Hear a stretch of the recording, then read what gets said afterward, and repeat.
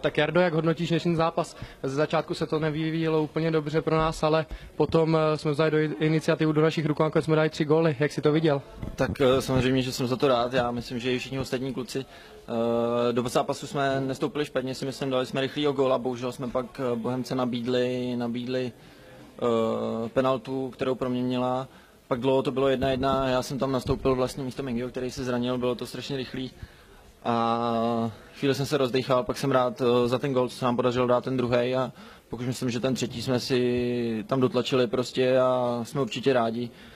Myslím, že to byl týmový výkon, jak tam přišel i Tonda Barák, prostě tak to bylo znát a vyhrávali jsme souboje ve středu, dobírali jsme míče a myslím, že to bylo rozhodující. Jardo, spolu jsme koukali na tu penaltu, myslíš si, že byla, nebo jak si to viděl ze střídačky? Já teda osobně si myslím, že to bylo sporné, ale Frýďa tam šel jako blázen, co by si k tomu řekl? Tak Frýďa je tím známý, jakoby, on tam prostě vlítnul a hlava nehlava prostě, no, ale tak...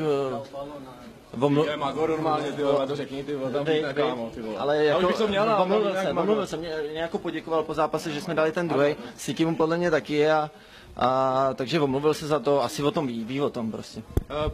Pro mě asi moment utkání Přemakovář jako kotelník pravej, vzal to, vím, že tam byly nějaký rozpory, takže myslíš si, že by to měl normálně převzít jako svoji funkci, měl by skončit s chytáním a měl by si to vzít na sebe? Jako ono tam se kvůli tomu přerušovali zápas, já nevím, jestli Přema tam nebyl vlastně první, kdo to tam rozrážel, prostě když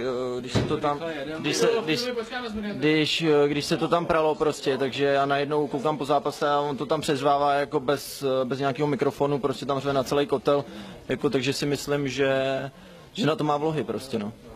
Jak si ceníš těch bodů, protože na Bohemce moc nevítězíme a vlastně můžou to být i třeba klíčový 3 body, uvidíme, samozřejmě nás čekají ještě 3 kola, ale věříme, že to snad zvládneme, co ty k tomu říkáš? Určitě v to budeme věřit, musíme jít zápas od zápasu a takových bodů si musíme strašně moc vážit, protože já jsem tady vyhrál snad podruhý za celou dobu, co jsem v týmu Slávie, takže myslím, že si jich vážíme všichni hodně. Já poprvé a Jardo moc děkuju za rozhovor a přeju ti do konce sezóny a dál prostě jenom štěstí a doufám, že to dotáhneme. Díky, naschle.